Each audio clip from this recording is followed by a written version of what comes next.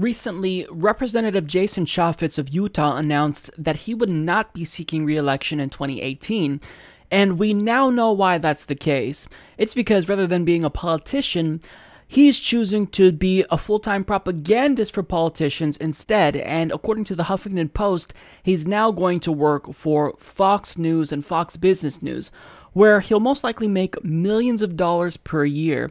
So he'll go from making $174,000 per year as a member of Congress to potentially millions per year. He's getting not just a promotion, but a raise as well.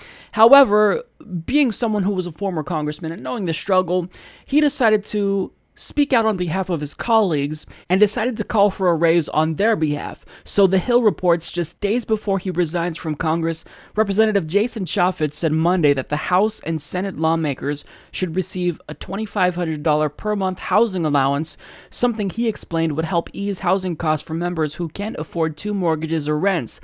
I really do believe Congress would be much better served if there was a housing allowance for members of Congress, Chaffetz told The Hill in an interview in his Capitol office, where he sleeps whenever he's in Washington. In today's climate, nobody's going to suggest or vote for a pay raise, but you shouldn't have to be among the wealthiest of Americans to serve properly in Congress.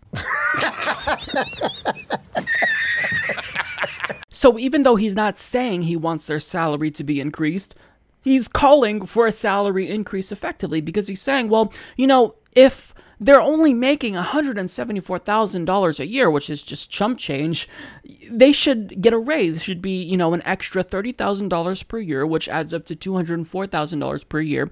And then they would be able to adequately afford housing. Now, for him, he knows the struggle. The struggle is real for these congressmen and women because Jason Chaffetz, I mean, he only is worth $5.6 million. So these are tough times if you are a member of Congress. No, this place is ugly anyway. You and me, we're family. Promise never to do. Now, never mind the fact that when it comes to welfare, he thinks that you should pull yourself up by your bootstraps if you're making chump change. And furthermore, when it comes to healthcare, he has some pretty strong views about that as well when it comes to us peasants. Americans have choices, and they've got to make a choice. And so maybe rather than getting that new iPhone that they just love and they want to go spend hundreds of dollars on that, maybe they should invest in their own healthcare. Yeah, you stupid peasants. Don't you know that if you just stopped spending a couple $100s once every couple of years on a new iPhone, that you'd be able to afford health insurance? I mean, it's only health insurance. How much could it cost? $10? I mean, it's one banana, Michael. What could it cost? $10?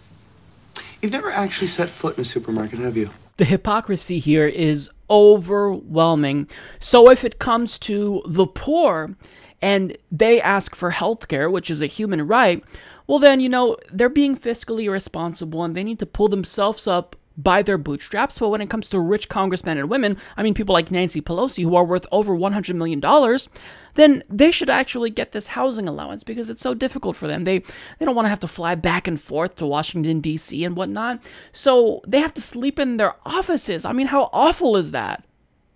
So this is just unbelievable to me. This guy is shameless. And when it comes to my opinion on this, do I support the housing allowance for members of Congress? No, and it's because members of Congress have choices. They've got to make a choice. Rather than spending hundreds of dollars on that new iPhone they just love, maybe they need to invest in their own housing. Americans have choices, and they've got to make a choice. And so maybe rather than getting that new iPhone,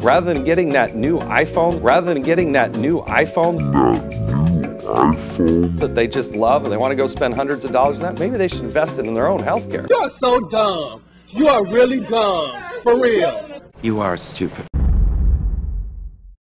Support this podcast by joining the independent progressive media revolution today at humanistreport.com.